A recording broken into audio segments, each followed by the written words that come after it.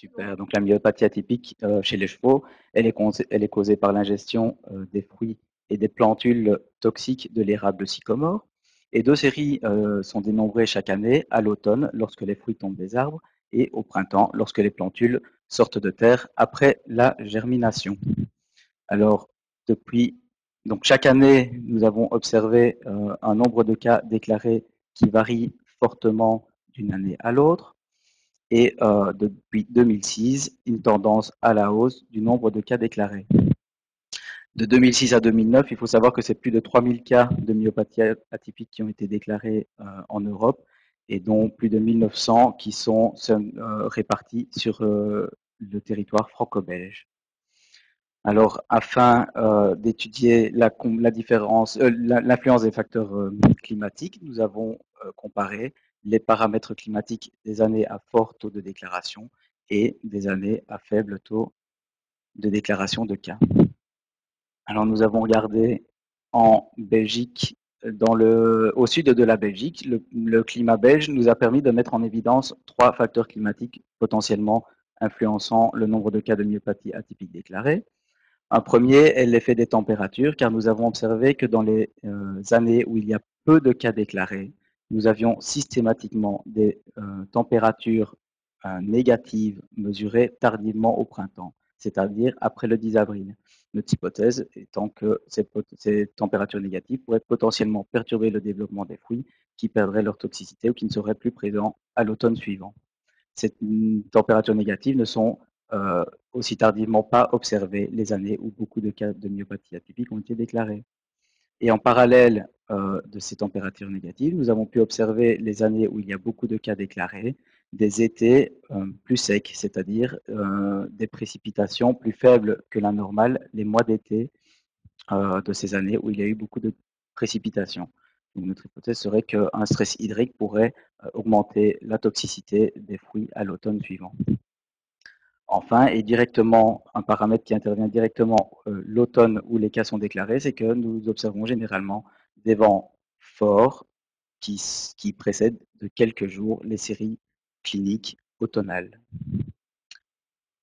Alors, ces observations que nous avons pu faire sur les cas belges n'ont pas pu être mises en évidence sur les différents territoires français que nous avons étudiés.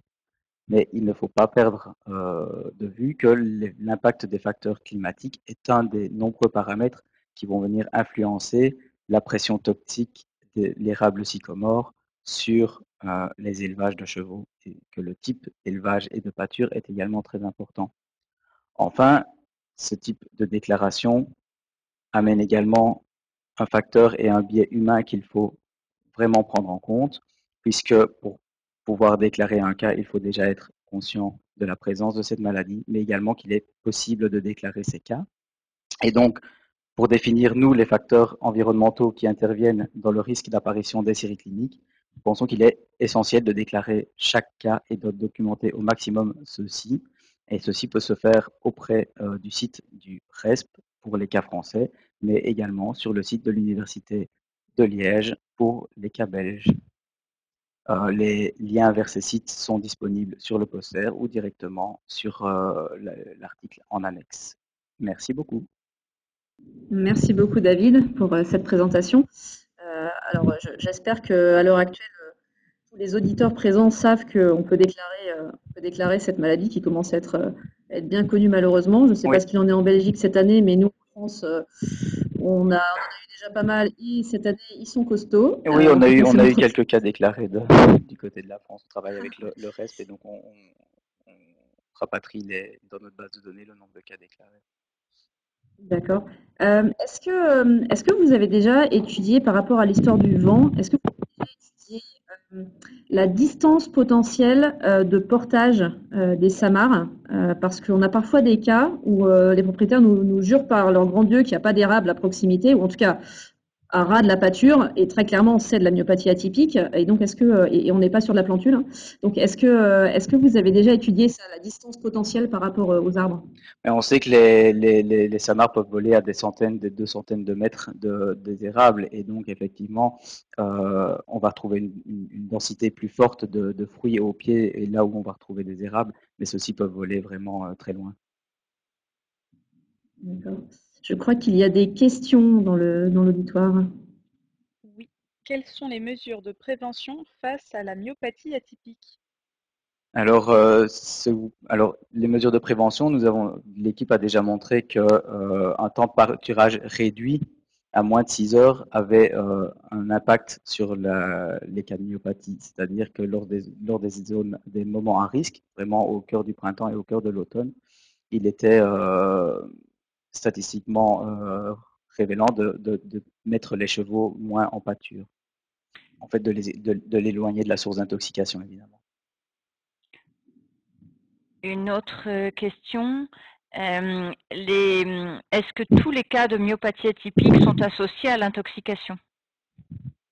Alors, il y a toujours, en tout cas dans les cas, une présence, soit donc la toxine présente dans les rhabdicilomores et l'hypoglycine A qui se retrouve euh, dans le sérum des chevaux malades, ou son métabolite toxique, en fait, qui est le MCP à carnitine.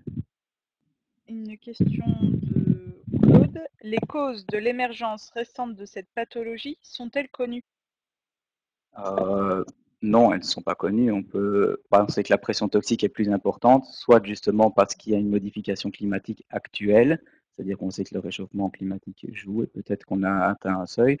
Simplement la présence d'érable sycomore qui est une espèce quand même invasive qui pourrait être plus toxique, ou alors une concentration plus toxique directement dans les fruits de l'érable, qui serait peut-être une adaptation climatique également.